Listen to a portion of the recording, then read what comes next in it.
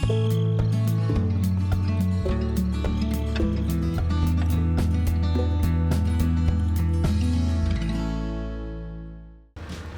all, welcome to Gelvin Valley for Farming Simulator 15, created just for us, for everybody, by Wild Wes. An old game, over than 10 years by now, but still an awesome app. Oh, and I am drifting off of the mark. We are almost done with cultivation. Matter of fact, I believe we will have it done by the time we get to the end of this iteration of the contract here. We got 34 minutes.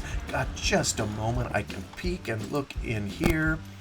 Yeah, just by way of reminder, we have some hail coming tomorrow. And we're well along with the day. So I think I'm going to wait till this particular storm passes.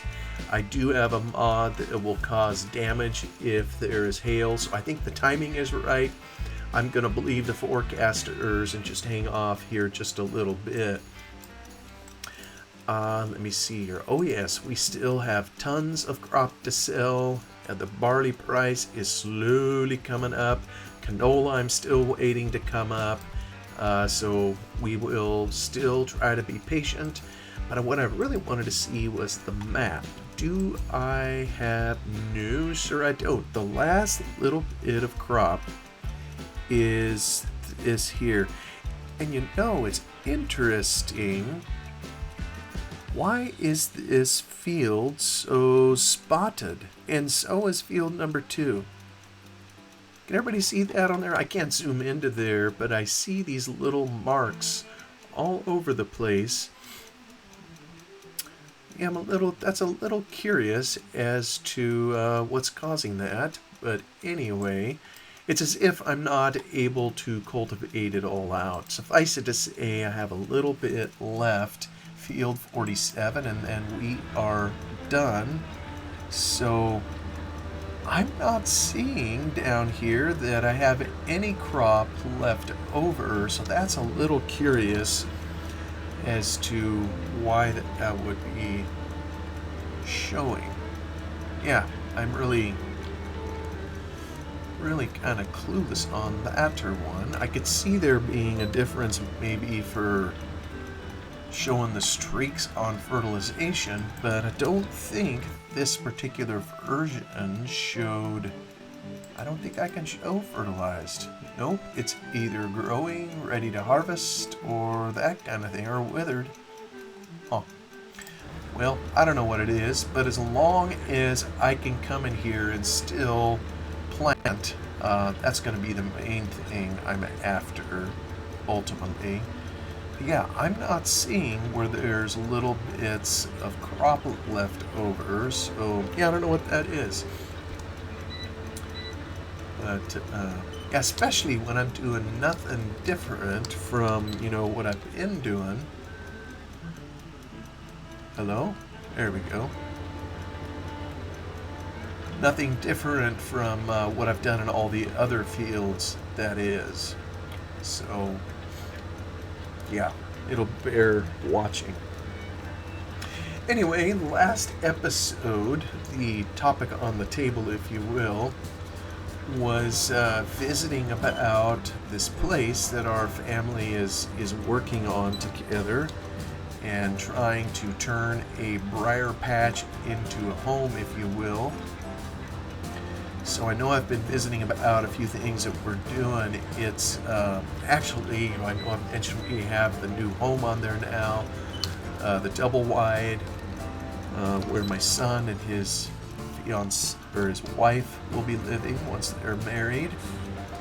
So it's almost done, and actually this coming week, maybe even in just a couple days, we have an inspection time coming. Not a professional inspection, it'll be our own inspection, if you will. And I gotta say, I'm a little nervous about it. I'm an accountant by trade, not a builder. And so how You know, when you get a big asset, kind of like a house or even a car, sometimes you could be in this. How do you know where to look for, where the problem areas might be? Just kind of hard to tell, really.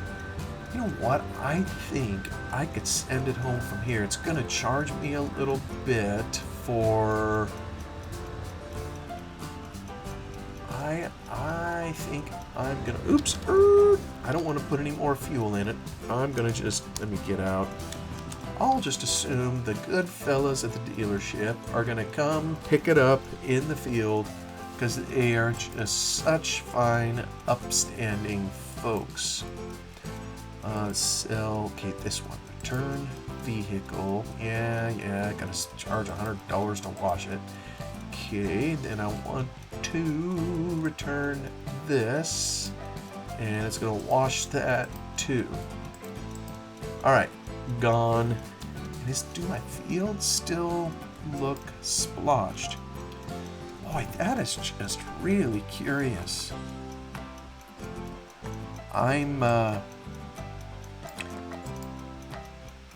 That's really interesting because I don't see it in here. I mean, it's just a bare open field.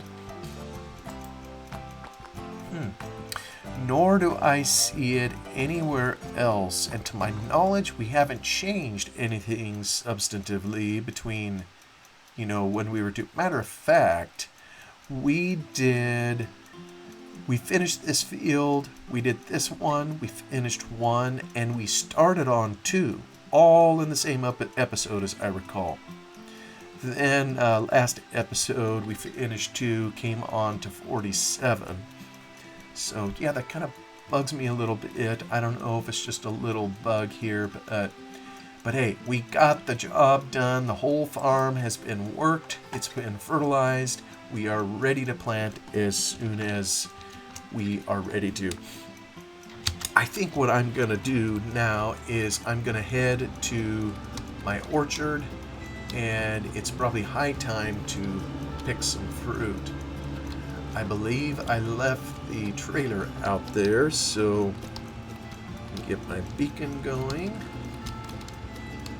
and we will head on up. And there's something else I need to check too. Actually, let me check that real quick. I want to see how are my sheeps doing. Alright, feeding trough 30,000. I think at some point I need to... I think there is still some bales up there that could be shooshed into... shooshed, that's a technical farming term. Shooshed into the trough so that the trigger will pick those up. Pretty sure it can. We'll go by this house here that it is perpetually under construction. And yeah, oops. You know something? Let's see, home, turn that off. Zip back just a little bit. And 64%. Huh. Well, now wait a minute. This hasn't grown as much as I thought it would, so forget that. We're gonna wait till it's full grown, because probably, yeah, we're still selling some out of there. Good deal. The people at the stand ensuring we have, they're efficiently selling it, I think, at a rate. We saw a couple cars go by, so that means they're going to be stopping, hopefully, to... It's just good to see traffic, by our fruit stand. But I'm going to head up to our sheep, and it'll take just a little bit to get up here, because I know, or at least I recall, there's still a couple bales that I want to push into the trigger. So we'll take care of that before trying something else. Namely, perhaps going and mowing a little bit so we can get some more grass to keep our sheep fat and fed. Now, this trailer, I don't believe... Yeah, it doesn't have... I don't see any more in it, but... Aha. See here now. Let me just try... You know, I wonder, are all of these sitting in the trigger? No, they're not. Where is the trigger? Ah. You know what? That's why. Oh, the trigger's over here. No wonder it ain't. You know, I put them all here, but no wonder not a single one of them has been used. So let me see, am I strong enough to let me just turn this off so it looks normal in here.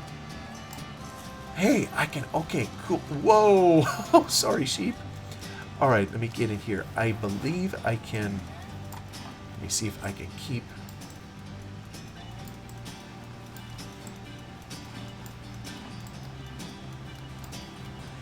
Can I get it?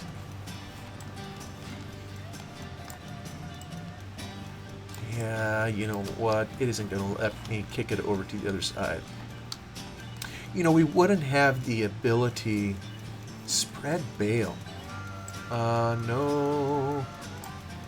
Oh. Oh, is that another mod I have where... Yo, yeah, I don't want to... I wonder if that allows a person to open it.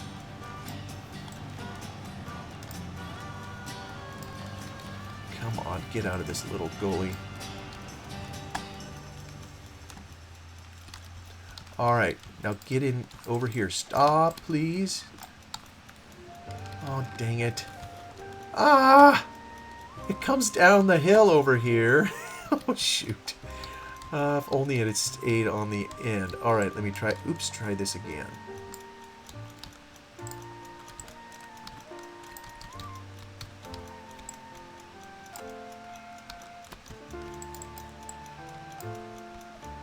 I don't know why it stopped there, but...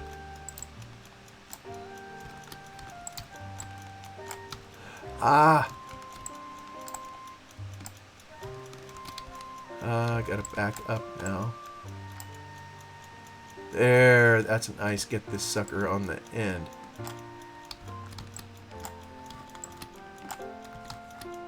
Ah, except I'm trying to get it.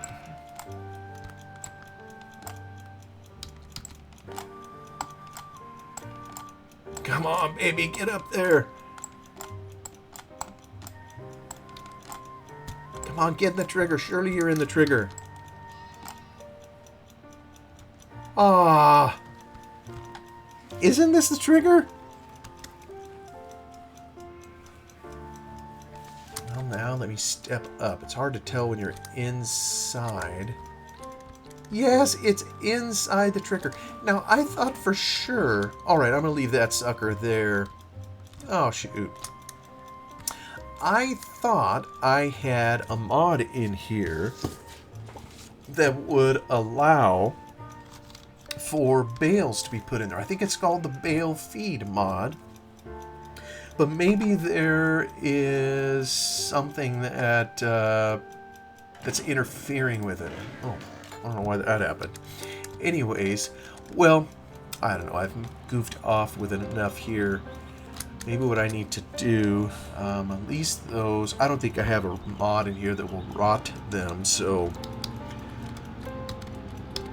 But I tell you, even over here, you know, just driving around here, I don't often see the slope, but man, it was hard to push that bale up there, and all for naught. Yeah, that's something I'm going to need to check on to make sure I have the ability to put bales into the trigger. Because I at least intended to have that particular mod in here. I need to make sure I in fact have it installed. Alright, what we see here, folks, is a nice hillside of grass. thanks to the replanting work that we did. So now I think I can get a decent bit of grass off it. We'll take our handy mower. Whoa. You know, I'm just noticing my New Holland here is damaged 41%. Probably not going to help myself squeezing this silly thing in here either. But, alright, we are cutting the grass. Alright, and it's mowing the weeds. I don't know if anybody noticed that, but it is, I have the mower taking out certain weeds. I don't know if it'll take out the whole bush, but it is taking certain thistles out, you know, which is nice. Die! Alright, they're mowed. They will never again appear in here. So, yeah, I think we'll cut this lower piece. I can't remember if... Oh, shoot. I can't remember if I brought the wagon in, or if I attempted to consolidate it, windrow it a little bit. Probably just brought the wagon straight in. I can't remember. I seem to recall I had a little grass kind of in this area, but this was open kind of over here to the left, and then or maybe it was up above that I had some. I don't think I had much in here at all until, you know, I basically replanted. Does it look? Yeah, it's just kind of hard to tell. On the hillside, it's growing as tall as it ever would, but yeah, we're not getting huge amounts of grass off of this. It looks a little wonky on the hill, but you know what, we'll make it work. And I know goats will eat just about anything, and I know in our area it's famous to hire goats to clean up briar patches and that kind of thing. But as I, you know, cut down the thistles that are in here, I don't know if sheep will, I don't know if they have the same appetite, if you will, for eating just about anything. Is that a patch of dirt down there? I don't know if I missed a spot with the planter or just what the deal is. But anyway, we will get a little grass cut.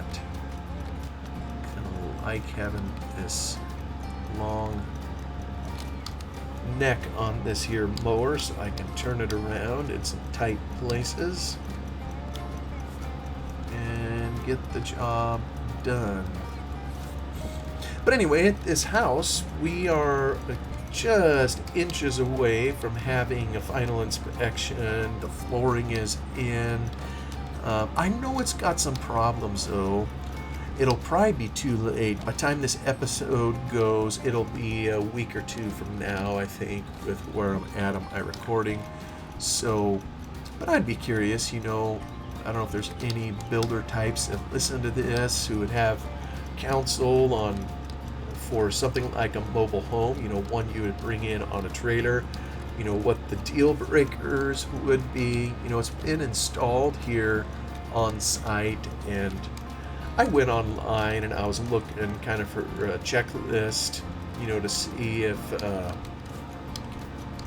there's certain things I should look for, and I think I found a couple sites that wanted me to pay for one for a checklist, or to hire an inspector. And I don't know, maybe there is yet a government inspector or whatever to come to make sure everything's been done according to code. And I don't know, I've heard horror stories before on the inspection process, you know, where there are inspectors in the pocket of the builder, kickbacks or whatever. I don't know. I'm just hoping that as we look at it, we're happy with it. But like I say, I already know there are a few issues that I know we want the manufacturer of the home to deal with.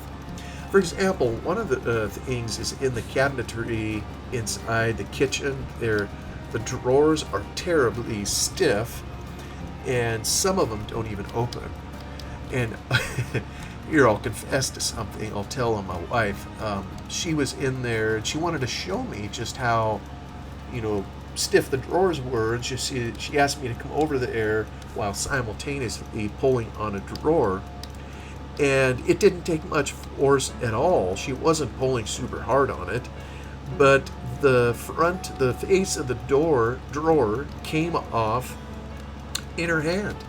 It just busted straight out, and of course the drawer itself didn't budge. It's kind of wedged in there, and I don't know if it's a moisture thing or just what the problem is, but obviously drawers and the inability to open them is going on the list. So if they make us pay for the drawer because she pulled it out, well, that'd be pretty dirty if you ask me, when they should have made it better to begin with. And I think there's plenty of other examples, in the kitchen where it's just hard to open the drawers anyhow. So, but that's one problem.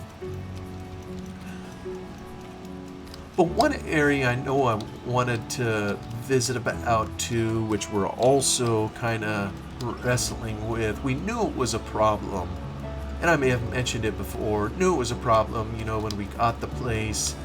But I think I mentioned the best building on the place, happens to be the barn or the shop, such as it is, and it at least, and even it is no prize, but it was more of a building, a better building, if you will, than the house, which we ultimately had to raise, and, we brought in something new. But, can I go over there? I can. I've got a fourth one. Why did I forget there was another field here? By gum, I'm going to get a lot of grass out of this piece. Nice. I can't remember anymore which ones in here I had to plant or anything. It's been so long since I've been up here, but yeah, this will give me a goodly bit of grass for some hungry sheep. More, by the way, than I don't think Wes ever intended that someone would be up monkeying around in here to get some grass out. But this guy here is awesome. He lets us cut the grass and keep it just to keep his fields trimmed up. If only it was like that in real life, huh? But anyway, the barn, namely, one of the problems that it has is in its concrete floor. And, it must have been a homemade job, because I can't fathom that a professional worker in concrete would do such a poor job. And I know it's a lot of work, and maybe if you don't have the tools or the skills, I don't know how much skills it takes. I've watched my father. I've helped him with some concrete projects over the years. Of course, most of those have been small, sidewalks and what have you. But, if you set the forms properly and you have a few tools, you can usually get it smoothed off, halfway decent. But I realize a big floor, in a building, and this shop building is, it's 30 by 40. I don't remember the exact dimensions. So it does have some size, and with a larger size, you maybe need to be more strategic how you pour it, maybe pouring it in sections. I have no idea, what the former owner or whoever it was that did this, how they did it, nor do I know why they did it this way.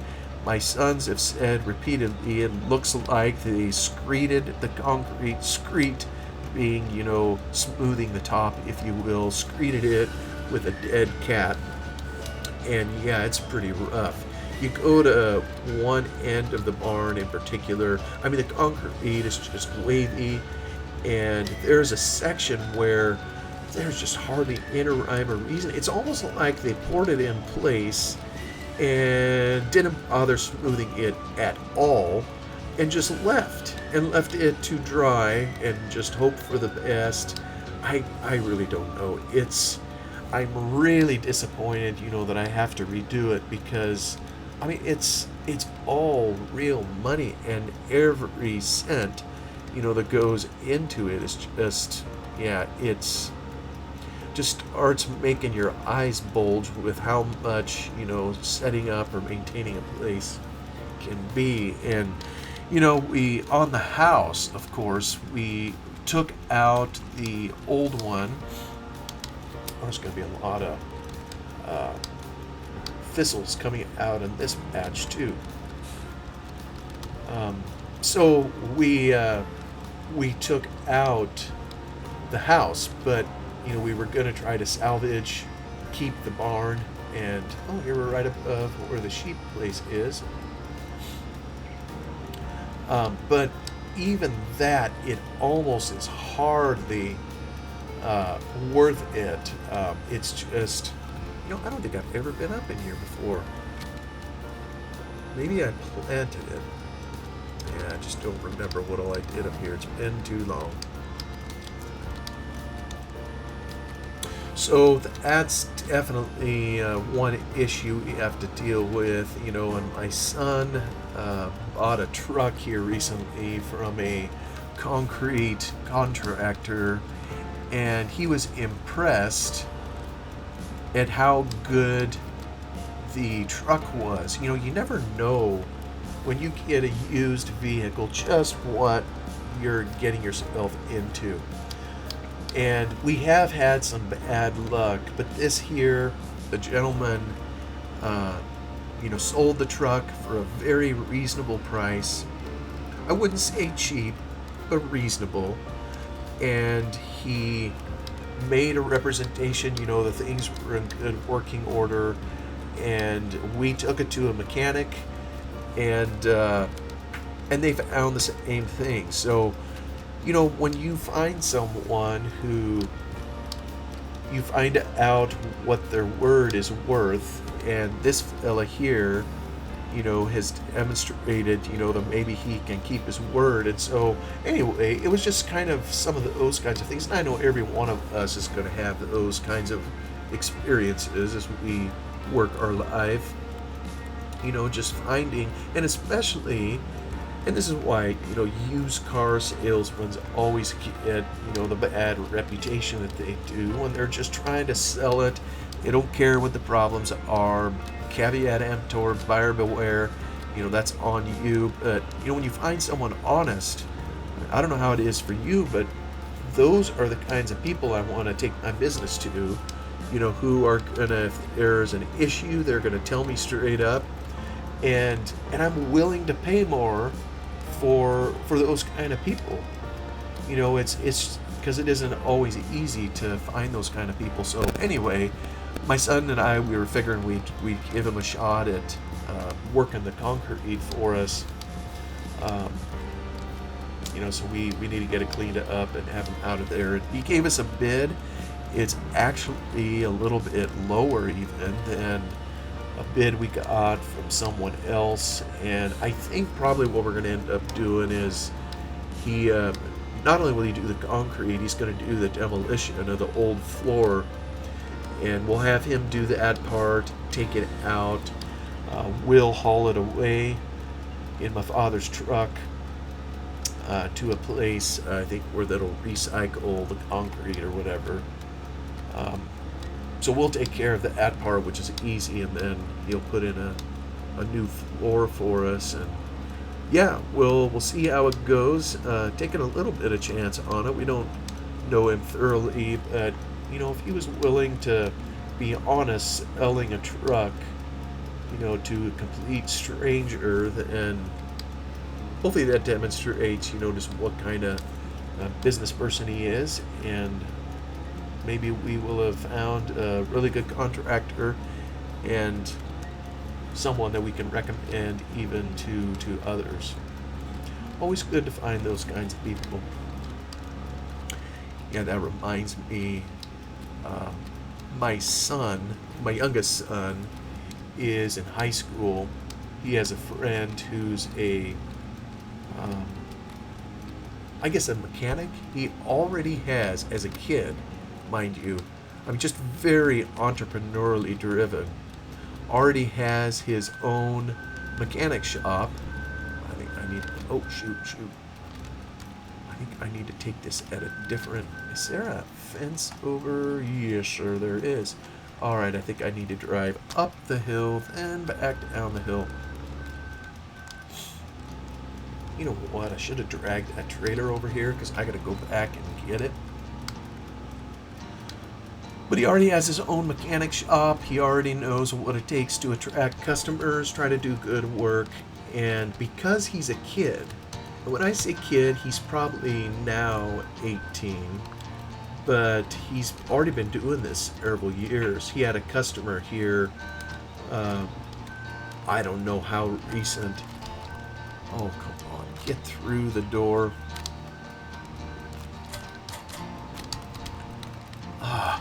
What did I do wrong? It seemed like it went up okay. Blimey. Oh, shoot.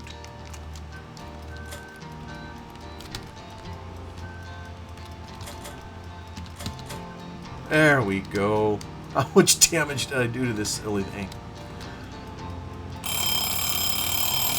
I maybe should tell the story another time, but the long and short of it is he had a person come in, a so-called adult, that, man, I keep hitting the wrong key, induced him to do a whole bunch of work on it, and then when he got it done and it was fixed perfectly, refused to pay for it.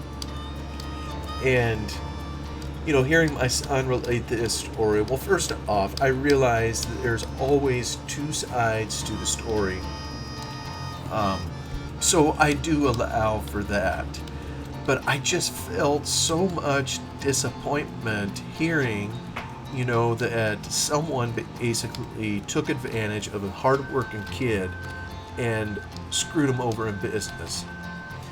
And if it's true, if my son has it right, I mean, what do you do with a punk like that? The guy apparently was in his 50s, 60s, not sure exactly.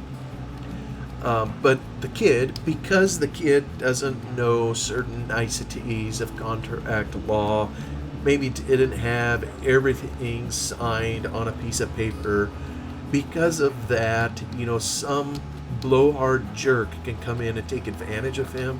I mean, that's just wrong on so many levels, So I gotta say, I was disappointed with that. Let me see. I think I'm down. There we go, baby, picking it up.